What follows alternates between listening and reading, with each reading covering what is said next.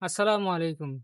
উম বিশ্বকাপ ফুটবল খেলা উপলক্ষে বাংলাদেশের লক্ষ, লক্ষ যুবক-যুবতীরা হাজার, হাজার টাকা খরচ করে পতাকা কিনে বাড়ির ছাদে টানিয়ে রেখেছে এবং সেই দেশের প্লেয়ার বিশেষ করে নেইমার ও মেসির নামের সাথে নিজের নাম পেস্টুনে রাস্তার মোড়ে, মোড়ে টানিয়ে রেখেছে এবং জার্সি গেঞ্জি গায়ে দিয়ে রাস্তায় ঘুরাফেরা করতেও দেখা যায় অনেককেই। বিশ্বাস করবেন কিনা জানি না, আর্জেন্টিনা এবং ব্রাজিলে কোনো মুসলমান আছে কিনা আমার জানা নাই। যদিও থাকে, সেখানে কোনো মসজিদ নাই এবং সেখানে কোনো আজান হয় না। বাংলাদেশে অনেক মুসলমানে আছে, নামাজ পড়ে না। কিন্তু আজান শুনতে অনেক ভালোবাসে।